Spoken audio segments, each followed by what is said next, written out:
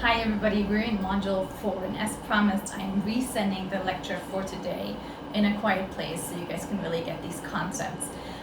This module for me is one of the super most interesting topics that we're covering because it explains things like why is it that some people travel even when there's a crisis, even when there was something happening. Why is it that some people travel to countries or places where the culture is so different and they don't speak the language, and yet they're okay going and they love going, and others at the same time don't feel comfortable and keep going to the same resort that they already know.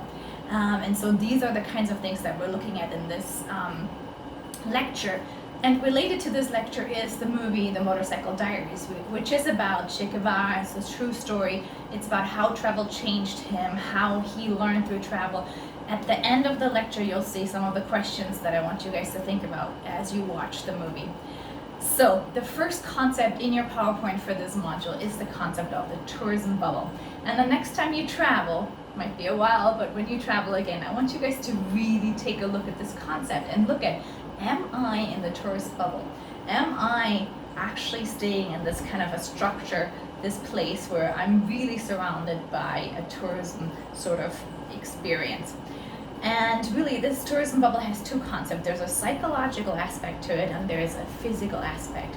Now, how does the physical aspect actually come about? The physical aspect comes about through tourism structures, tourism enterprises, that, when they're multinational, create the sort of bubble that you're in. So think about when you go on a cruise ship, for example, when you stay in an all-inclusive resort, when you fly with an airline from your country, you stay in the structures of that culture where you're coming from. So even though you might have taken American Airlines and now you're in Mexico, but you're staying in an all-inclusive resort, you're in this bubble and you're not really getting to know the true essence of the country, right? You're kind of staying on this, what we call the front stage. You're not getting to see the backstage of what's actually going on. And so one way these bubbles are created is through these tourism structures. But also think about guidebooks. If a guidebook tells you to only walk the street, and on this street there's all these tourism businesses, you don't really venture out. By nature, again, you're in this tourism bubble, right? And the question is, well, psychologically, you're not really seeing much of the country. You're not learning the true culture of the country. So you're not really getting challenged, right? And we talked about that is really what makes travel so rewarding, is this challenge that we're being put out of the comfort zone. And then secondly, it's where your money goes. When you stay in these bubbles, your money really circulates more with these tourism enterprises, and your money doesn't really trickle down to the local enterprises and local residents as much. So that's another thing we will talk about more later. So the next time you travel, look, am I in the bubble or not? In the lecture, I'm giving you guys this example of this Japanese family who's traveling to Hawaii, but they're using a Japanese airline, they're staying at a Japanese-owned resort, they're watching Japanese TV. You see really how these bubbles really shield us from what's going on, right? Same with the cruise ships. They're really floating tourist bubbles, and when you leave, even when you leave, you stay with people from the cruise ship, and then you get to port, and again, it's cruise ship-owned companies. Then you might take an excursion, but again, it's cruise ship-owned tour agencies that take you, and you're with other people from your cruise ship. So you see how you're taking this bubble with you even when you're going in the country. Another big concept in this lecture is the whole concept of tourism typologies. Plot was one of the first ones that came up with this, and it was actually a long time ago. It was now 40-50 years ago that he came up with this, in the 1970s, right? And he said there's really three main types of tourists. And if you guys just look real quick in the PowerPoint, I have this model for you guys, and it really shows the percentage of the population that is in each of those categories, right? So we have about 50% of the population that's sort of mid-centric, and then we have 25% that are either allocentric or psychocentric. So what does that mean? Well, a way for you guys to remember that is, remember, psychology has to do with your own mind. So a psychocentric traveler is a traveler who, even when they travel, their focus is on their own culture, on their own safety, on their own security. So they actually prefer to sort of stay in this bubble, right, to feel well. So even when they go to a different country, they're not going to try new food. They're going to try to stay in a chain that they know, go to a restaurant that they know, eat food that they know. They're much more about safety, about comfort. They're not so adventurous, right? And so this psychocentric traveler probably goes to a destination that they know already or with a company that they know. So that's the psychocentric. The allocentric traveler is basically the opposite. So even if they don't speak the language, even if they don't know the culture, they want to check out everything. They want to go and ride the chicken bus and try the food that they've never tried and try to communicate with locals. They don't mind being a little bit uncomfortable and stay in places that are not really pure tourism businesses, right? And so they're a lot more adventurous. Allocentrics as well, when you look at how they behave at home, they're more adventurous. They're also more willing to try new things at home. So for example, if a new product comes out, like a new tennis shoe or something, they're the first ones to try it out, right? They read more, they watch less TV. They're a little bit more innovative even in their home lives, as opposed to the psychocentrics who like more structure. Now this is super important, and we're going to come back to this concept. Why? Because I'm going to click on the next slide here. This concept is super related to it. So this is another, as you guys can see, older concept from the 1930s, and this is really a concept about how a destination develops, right?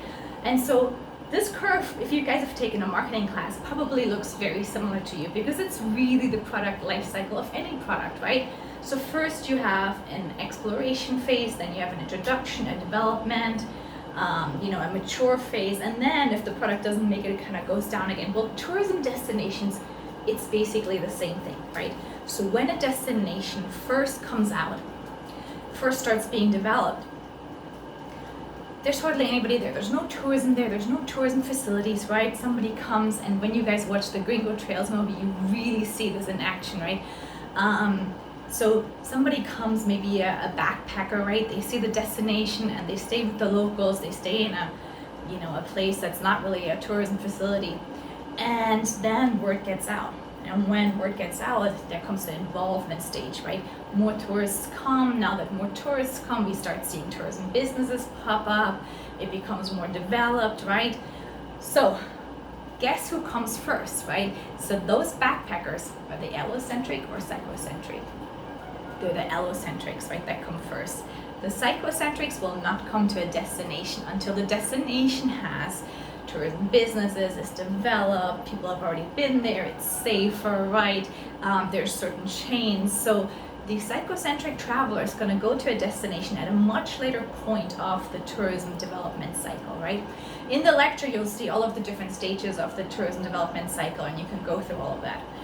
But the main point I want you guys to understand from this is that, as you know, half of the population is mid-centric, right? 25% are allocentric, 25% are psychocentric. If you as a destination, be that in Asia, South America, Europe, if you as a destination get to the point where you only attract psychocentrics because you only have chains, you have nothing that's really authentic anymore, you're highly developed, you're truly a tourism bubble, guess who you're only attracting? You're only attracting psychocentrics, which is 25% of the population. Now, why is that important? That's really important to understand, because that means 75% of the population are no longer interested in our destination. We're too standardized for them, right? Too inauthentic. They're not wanting to go here anymore.